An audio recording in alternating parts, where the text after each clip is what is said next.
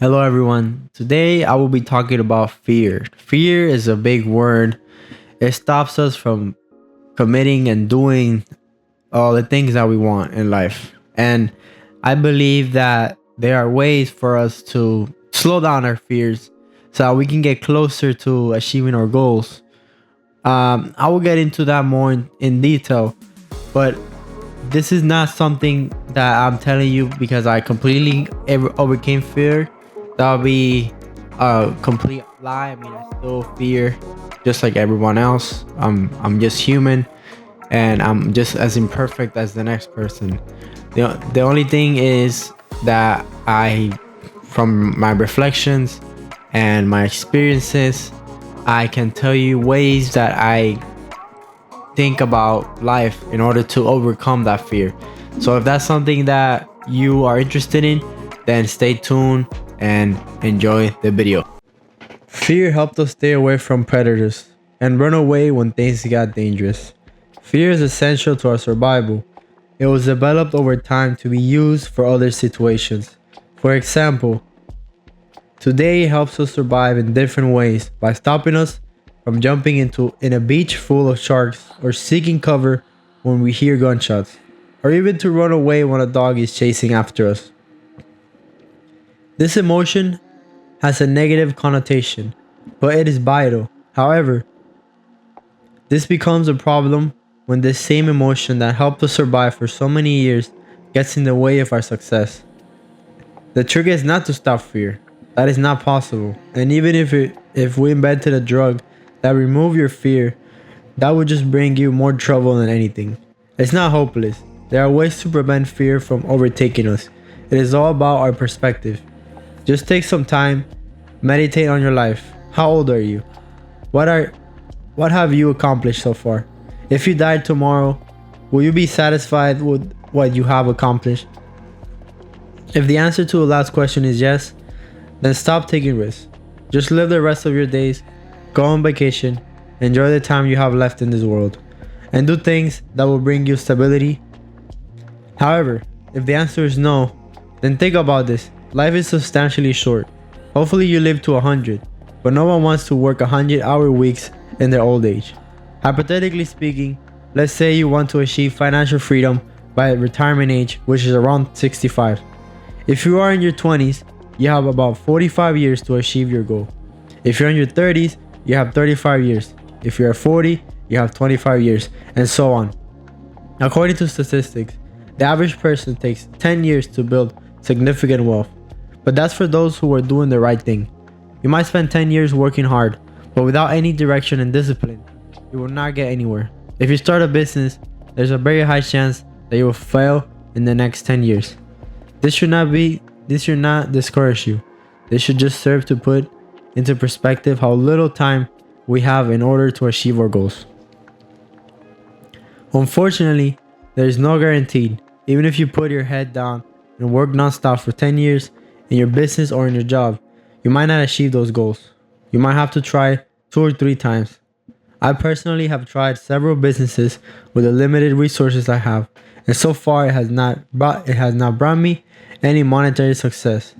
But each venture I fail, I learn something new, and the next one gets closer to succeeding. I ponder if maybe I should have kept going longer or tried different strategies. However, I always have a thought lingering in my head, the thought of the limited time I have in this world. I am saying all this so you understand how little time we have. If you think you are doing okay and deserve a break, think about it. Can you actually afford a break? You might be young, you might have a good business under your management or a good position at work. But still, things can change in a matter of seconds. This should be your motivation to take risks, to put the fear aside and do whatever it is you need to do in order to create your dream life. What's the worst that can happen? If you decide to risk it all into that business and it fails horribly, would you go broke? Would you end up homeless? Sometimes neither of these things are at stake. Sometimes people don't take risks because they are afraid of losing 50% or even less of their savings. A significant amount, but nothing life-changing. Is playing it safe and not risking that money worth the regret you will have later in life, when you are old and wish you would have taken the risk in this moment. If you were able to not be broke or not be homeless before taking this risk, odds are you'll be able to at least get back to how you were before taking action. I would rather die knowing I did everything I could to achieve my dream life than to die not knowing if I could have done it. There's a famous saying, it goes like this: if you aim for the stars, you will at least reach the moon. So if you have very high, almost unrealistic goals, you will at least get close to it, if things don't work out perfectly, but that will still bring you immense satisfaction. This ties into another type of fear, and that is the fear of losing what we already have. This is common in people that have some kind of success. For example, some of you watching this might have a hefty portfolio or bank account, and you might want more. This will cause you to put your finances at risk. The problem here is that you might already have a comfortable lifestyle, or you might be close to your goal, and the fear in this case is of having to start over. If this is the case, you have to think about how you used to be. How did you get to where you are now? Most likely you had to take some risks earlier on. Now, there are more stakes in the line. But if you are an ambitious person, you will need to continue to face your fear and risk something. It doesn't have to be money. Sometimes you risk your time, which is more valuable than your money. But the good news is you already know how to make money. You might have a good business going on or a good job in place and the right habits to make that money back. So why not give it a try? You don't have to risk everything. You have options. Just play your cards right, manage your risk, and place your bets. In this stage of your life, you will lose more by wasting time than by losing money. So be mindful of how you use it. One last thing. There's a new fear people have. We have given it a name. This is the fear of missing out, or FOMO.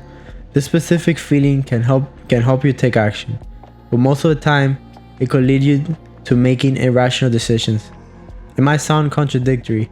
However, I'm still arguing the same. In this case, I'm just advising against FOMO when it comes to taking action on things that are not in your plans. For example, if your goal is to own a car dealership, and you have enough money to purchase your first rental car, but at the same time your friends are telling you there's a one in a lifetime opportunity to invest in GameStop, and that you must put all your extra money into this stock. You must ask yourself, do you want to postpone your goal for something that came up so fast? And all because your friends think it's the greatest opportunity ever? Or do you want to focus on your goal that might not sound so glamorous, but it's something you research and understand well? Let's say you listen to them and it goes amazing. Whoa, great. Now you can use that money to buy a second car, but odds are it won't go so well.